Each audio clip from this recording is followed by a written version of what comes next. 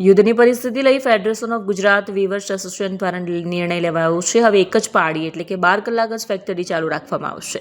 Production કાપ કરવા બાબતે સૂચન કરાયું છે। ઉદ્યોગોને ટકાવી રાખવા માટે નિર્ણય લેવાયો છે। વીવર્સનું કહેવું છે કે કારીગરને ફરજિયાત સાચવવા પડશે। 1 એપ્રિલ 2026થી નિર્ણય અમલી બનશે। યુદ્ધ લાંબુ ચાલવાની આશંકા વ્યક્ત કરાઈ છે। તમામ પ્રોડક્શન અંગે નિર્ણય લેવાનો છે। કોઈને ફેક્ટરી બંધ કરવી હોય તો કરી શકે છે। અગાઉ ગૂગલ રિવ્યૂ ફોર્મ દ્વારા વ્યુઅર્સોના સૂચનો મંગાવાયા હતા, જેમાં વેકેશન પાડવું, 15 દિવસ ચાલુ રાખવું કે 12 કલાક દિવસમાં ફેક્ટરી ચાલુ રાખવી તે બાબતે સૂચનો મંગાવ્યા હતા।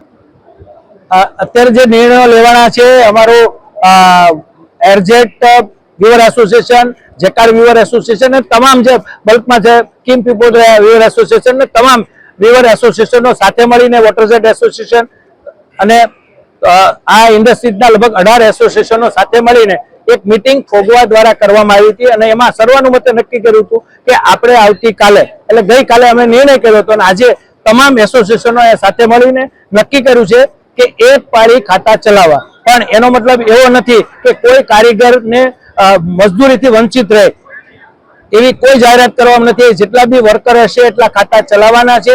જ્યાં વર્કર ઓછા છે ત્યાં એક પાળી કરવાની છે। કોઈને જબરજસ્તી કરવાની નથી, કોઈને ખાતું બંધ કરવા જવાનું નથી। પણ મજદૂર ક્યાંય પણ ભૂખ્યો ના રહે, એની મજદૂરી એને મળી રહે એનું ખાસ તાકીદે ધ્યાન રાખવાનું છે। અને આવનારા દિવસોની અંદર જ્યાં સુધી યુદ્ધની પરિસ્થિતિ છે ત્યાં સુધી આ નિર્ણય કાયમ રહેશે અને જ્યારે પછી પરિસ્થિતિ બદલાશે ત્યાર પછીથી એક નવા જાહેરાત કરવામાં આવશે, જેથી કરીને આવનારા દિવસોની અંદર વ્યુઅર્સ પણ ટકી રહે, મજદૂર પણ ટકી રહે અને સસ્ટેનેબલ ધંધો પણ ટકી રહે।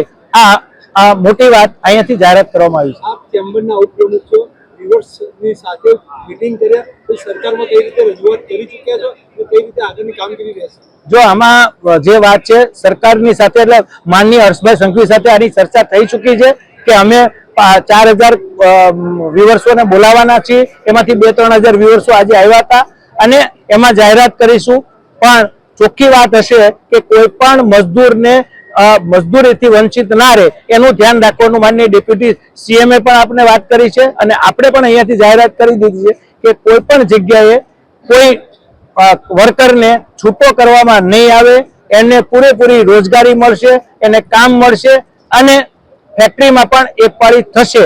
આવી જાહેરાત કરવામાં આવી છે કે જેની પાસે 24 કલાક માટેના કારીગર હોય એ 24 કલાક ચલાવી શકે છે, અન્યથા તમામે એક પાળી ચલાવવાનું છે। આ સર્વાનુમતે અમે નક્કી કર્યું છે। એમાં મારી સાથે સીકે માણિયા પણ છે, મયુર ધોળિયા પણ છે અને રસિકભાઈ, રાકેશભાઈ, ડોક્ટર સાહેબ, અમારા તમામ આરપી જીવાણી અને પંકજભાઈ બધા જ આગેવાનો અહીંયા છે અને બધાની વચ્ચે અમે નક્કી કર્યું છે કે આ નિર્ણય સર્વાનુમતે છે। આમાં કોઈના ઉપર કોઈ પણ નિર્ણય થોકી દેવાની વાત છે નહીં। સર્વાનુમતે રિવ્યુ કર્યું છે અને સર્વાનુમતે નક્કી કર્યું છે।